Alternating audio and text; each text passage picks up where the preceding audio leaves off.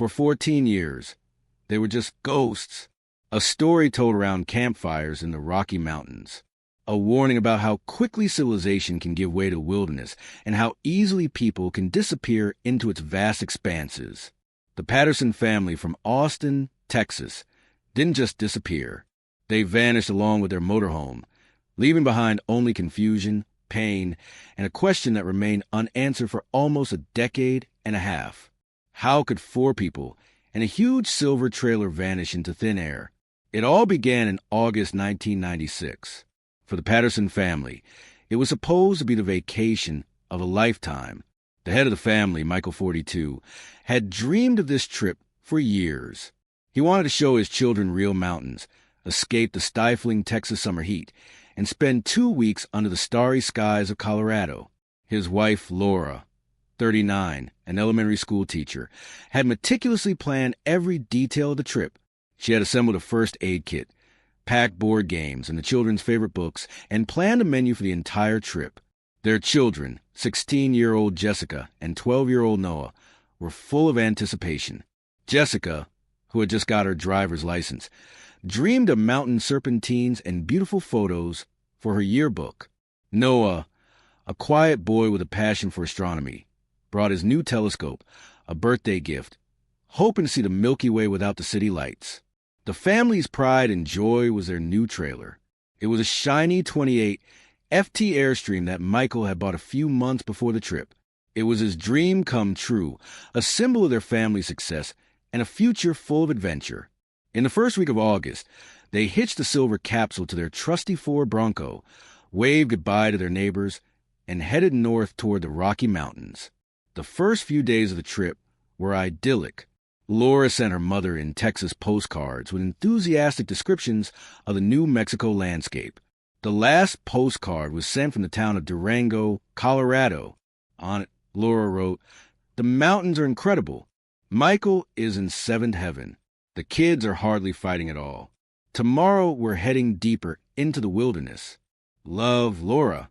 They were headed for Gunnison National Forest, a vast and relatively wild area known for its scenic views and secluded campgrounds. They were last seen alive and well at a gas station in the town of Montreux on August 10th. Surveillance camera footage captured Michael filling up the car and Noah buying chocolate bars at a convenience store. They looked like any other family on vacation, a little tired from the road, but happy. After that, their trail goes cold. They were supposed to be back in Austin by August 24th. Michael had to go to work. When he didn't show up at the office on Monday, August 26th, his boss, knowing how meticulous he was, became concerned and called Laura's parents. They confirmed that they had not heard from them in over 2 weeks. Their disappearance was reported on the same day. One of the most significant search operations in Colorado history began. Police, rangers, and dozens of volunteers combed through the Gunnison National Forest. Civil Air Patrol planes surveyed the area from the air. The central mystery was that they weren't just looking for 4 people. They were looking for a vast, distinctive car and an even larger, shiny trailer. Such vehicles could not simply drive off the road and get lost in the bushes. Investigators found their presumed parking spot at a remote campground by a lake. The place was empty, but there were cold coals in the fire pit and an empty marshmallow wrapper lying on the ground nearby. It seemed as if they had gathered in the middle of the night and left. But where? Searchers combed hundreds of miles of forest roads, checking every turnoff, every campground, every motel within a 100 miles. Nothing. No one had seen the Bronco or the Airstream. They hadn't crossed state lines. Their credit cards hadn't been used. Their bank accounts were untouched. Days turned into weeks. Hope of finding them alive faded with each passing day. Every possibility was considered from an accident in which the car could have fallen into one of the deep ravines or lakes to mass murder and kidnapping. But the lack of any clues made all these theories nothing more than guesswork. Summer turned to fall. The mountains were covered with snow, and the active search was called off. Years passed. The Patterson family case became a cold case. Photos of smiling Michael, Laura, Jessica, and Noah hung on wanted boards in police stations across the country, gradually fading in the sun. Their relatives never came to terms with their loss, giving interviews to local TV stations every year in the hope that someone would remember something. but no leads ever emerged. The story became overgrown with rumors and speculation. Some said they had fallen victim to a cult. Others that they had secretly fled to Mexico to start a new life. But the truth was much more terrifying and closer to home. It lay buried under a layer of earth and stones in a quiet, forgotten corner of the forest, just a few miles from where they had been searching for them. For the Patterson family, those years were a living hell of uncertainty. Michael and Laura's parents died without ever knowing what had happened to their children and grandchildren. The remaining siblings gathered together every August to honor the memory of the missing. Still, with each passing year, their hope of finding answers faded. The Patterson case became part of Colorado's dark folklore. The file on their case, thick with hundreds of pages of reports on fruitless searches and statements that led nowhere, gathered dust in the cold case department. The ghost of the silver Airstream trailer continued to roam the mountain roads in the imagination of the locals. But in the real world, there was no trace of it. And then came September 2010, 14 years and 1 month after the Pattersons disappeared. Ben Carter, a 30-year-old amateur geologist from Denver, set out on a solo hike in the Gunnison National Forest. He was an experienced hiker and preferred to stay off the beaten path, looking for interesting rock formations and minerals. That day, he decided to explore a remote area north of the lake, several miles from the official campgrounds. The terrain was rugged to traverse, steep slopes, thick underbrush, and boulders, recent heavy. Rains had washed away the soil, exposing what had been hidden for decades. Making his way along the bottom of a dry creek bed that led into a small, secluded canyon, Ben noticed something strange.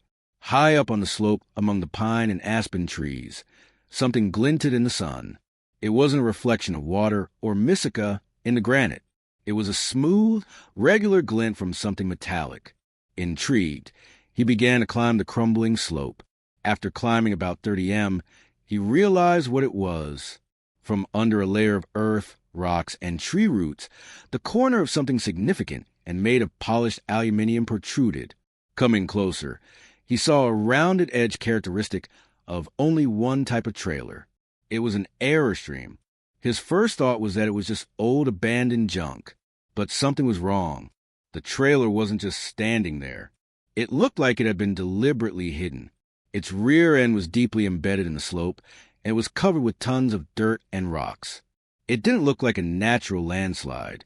Instead, someone had used a small landslide to bury this huge metal capsule here. Ben walked around the trailer. It was severely damaged, its sides dented, and the aluminium siding blackened in places from the fire. He found a window covered with dirt and wiped it with his jacket sleeve. Looking inside, he couldn't see anything at first in the dim light. Then his eyes adjusted. What he saw made him recoil and almost fall down the slope. Everything inside was burned to the ground. Charred remains of furniture, melted plastic, and on the floor, among the ashes and debris, lay bones, human bones. They were mixed together, blackened by the fire, but they were unmistakably recognizable fragments of skeletons. Ben saw part of the skull, several vertebrae, and a long bone that looked like a femur, and there were many of them. He realized that he wasn't just looking at an abandoned trailer. He was looking at a mass grave. In a panic, Ben rushed down the slope, scratched his hands on rocks and branches. He had to get out of there and call for help. In this remote canyon, his cell phone, of course, had no signal. It took him almost 2 hours to find his way back to his car parked at the beginning of the trail. With trembling fingers, he dialed 911 and tried to explain to the operator what he'd found. He repeated over and over. Trailer in the mountains, bones inside, lots of bones. The arrival of the authorities ended 14 years of silence. The first to arrive at the scene with Ben was the deputy sheriff of Gunnison County. Seeing the scene, he immediately realized that this was not just an old case. He was still a young patrolman in 1996 and remembered well the story of a missing family from Texas. He looked at the silver corner sticking out of the ground. He realized that the long-standing mystery had come to its terrible end. He radioed the sheriff. "Boss," he said, his voice tense, "I think we found them. I think we found the Pattersons." The area was immediately cordoned off. Weeks of painstaking work lay ahead to exhume and examine this gruesome find, which promised to reveal a secret, but would also raise an even more terrifying question. Who could have done this? For the press, it was a sensation. A legendary unsolved case had taken an unexpected and gruesome turn. For the Patterson family, it was the end of agonizing uncertainty and the beginning of a new nightmare. Now they would have to learn what horror their family had endured in their final hours. The location where the trailer was found was immediately declared a crime scene. The investigators were faced with a challenging task. The trailer was on a steep, hard-to-reach slope, and any attempt to move it could destroy invaluable evidence. It was decided to conduct an excavation at the site, turning the secluded canyon into a veritable open-air laboratory. A team consisting of investigators from the sheriff's office, agents from the Colorado Bureau of Investigation, and forensic anthropologists worked with surgical precision. Day after day, they manually removed the debris of earth and rocks inch by inch, exposing the mangled metal tomb. Every shovel of earth was carefully sifted through. At the same time, another team worked inside the trailer. The scene was apocalyptic. Almost nothing remained of the once cozy home on wheels. Everything was covered in a thick layer of soot and ash. The fire had raged so fiercely that the aluminium walls had begun to melt in some places. The anthropologist's first task was to determine the number of victims and try to identify them. Among the debris and ash, they began to find bone fragments. The work was painstaking and laborious. The remains were badly fragmented and mixed together, but gradually the picture started to become clearer. The experts managed to identify 4 separate sets of remains. Based on the structure of the bones and the degree of skeletal development, they made a preliminary conclusion. 2 adults, most likely a man and a woman, and 2 children or teenagers of different ages. This corresponded precisely to the composition of the Patterson family. Final confirmation came from dental records. It was like looking for a needle in a haystack. Still, forensic scientists managed to find several teeth and jaw fragments that had survived the flames and the ashes. The Patterson family's old dental records were requested from Texas. A forensic dentist conducted a comparative analysis. The match was 100%. 14 years later, Michael, Laura, Jessica, and Noah Patterson were officially found. They were no longer listed as missing. Now, they were victims of murder. The key discovery that finally dispelled any doubts that this was not an accident was made on the 3rd day of the excavation. Sifting through the ashes at the bottom of the trailer, one of the investigators found a small deformed shell casing. An hour later, while examining the interior paneling of the trailer, a ballistics expert found what he was looking for. A flattened piece of lead lodged in the aluminum wall behind where the sofa had once been. It was a bullet. Over the next day, 3 more bullets and several shell casings were found. There was no longer any doubt. The Patterson family had been shot dead in their trailer. And then, to cover up the crime, the killer set it on fire. The trailer became their place of execution, crematorium, and grave all at once. Judging by the location of the bullets, the shooting took place inside the trailer at close range. Ballistic analysis showed that all the casings were from a 9mm semi-automatic pistol, a popular and widely used weapon. This discovery turned the case on its head. Now, the investigators were not looking for the reason for the disappearance, but for the cold-blooded killer who had destroyed an entire family 14 years ago and left no trace. Or did they think there were no traces? With new, terrifying information in hand, the detectives returned to the old dusty boxes containing the case files from 1996. Everything that had seemed insignificant at the time could now be the key to solving the mystery. They re-examined the statements of other tourists who had been in the area in August 1996. They reread the rangers' reports. Their attention was drawn to the registration log from the very campground where the Pattersons had supposedly spent their last peaceful night.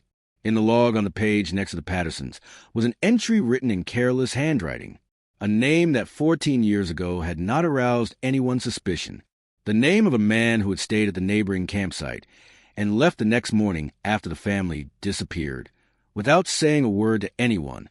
The search for the killer, which had been cold as ice for 14 years, suddenly became hot. All they had to do was find this man. The name in the old faded campground registration log was unremarkable and straightforward. Randall Lee Ames. In 1996, he registered site number 12 next to the one occupied by the Pattersons. The address was simply Grand Junction, Colorado, with no street or house number. The vehicle was listed as a Ford pickup truck.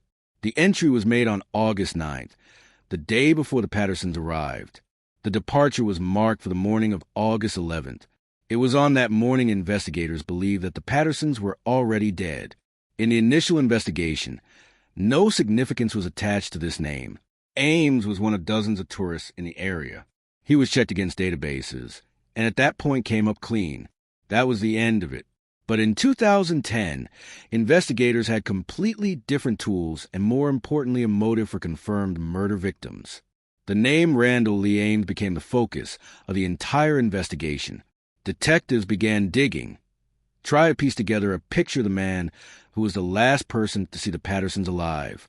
The picture emerged slowly and was bleak. Ames was a man of few words, a ghost who glided through life without leaving a deep mark. At the time of the events, he was 47 years old. He was a Vietnam veteran who had been discharged from the Army for unknown reasons. He had never been married and had no children. He got by doing odd jobs, working on construction sites, on farms, as a truck driver. He never stayed anywhere for long. Investigators began tracking him after August 1996. It was like chasing a shadow. They found traces of him in different states, Wyoming, Nevada, and Arizona. People who vaguely remembered him described him in the same way: quiet, withdrawn, self-contained. But some added and important detail. He could have sudden and violent outbursts of anger over the slightest thing. One former employer recounted how Ames smashed the windshield of his truck because the engine wouldn't start. He was a man whose outward calm concealed a thing called a rage. A psychological portrait began to emerge. A lonely, unstable man embittered by the world, who has post-traumatic stress disorder and anger management issues. Such a man, when confronted with a happy, prosperous family, could feel not just envy, but irrational hatred. The search for Randall Ames in 2010 continued for several weeks. Detectives sent out requests across the country. They were sure that he was still living a nomadic lifestyle somewhere in the backwoods of America. They wanted to find a gay-haired 61-year-old man, bring him back to Colorado, and make him answer for what he had done 14 years ago. But the truth, as is often the case in such matters, turned out to be unexpected and left a bitter taste. The answer did not come from a wanted persons database, but from a Social Security archive. Next to the name Randall Lee Ames was a note: deceased. It was a shock. The prime and only suspect was dead. The detectives immediately requested his death file. The files arrived from the New York County Sheriff's Office in Nevada. Randall Lee Ames had committed suicide in May 1988, less than 2 years after Patterson murders.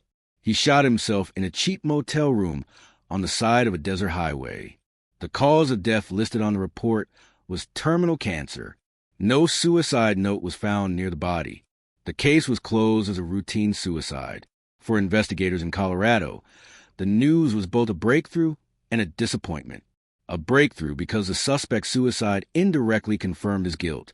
Often murderers unable to live with the weight of their crimes take their own lives. Disappointing because justice in the traditional sense would never be served. Ames took his secret to the grave. There would be no trial, no verdict. But the case could not be closed. They had a compelling theory, but they lacked the one thing that mattered most: direct, irrefutable evidence linking Randall Ames to the Patterson family. Without that evidence, his guilt will remain nothing more than a well-founded assumption. The detectives contacted the sheriff's office in Nevada. They asked one question: what had happened to the personal belongings found in the motel next to the suicide victim's body in 1988? The answer made their hearts beat faster. According to the report, the unclaimed items had been packed into a box and sealed. They were sent to long-term storage at the evidence warehouse, and that box was still there. A few days later, a package arrived at the Gunnison County Sheriff's Office from Nevada. It was an ordinary cardboard box sealed with police tape from 12 years ago. Inside were the last earthly possessions of Randall Lee Ames, all that remained of his lonely and embittered life. The detectives working on the Patterson case gathered around the table as the box was opened. It felt as if they were about to peer into the soul of a murderer.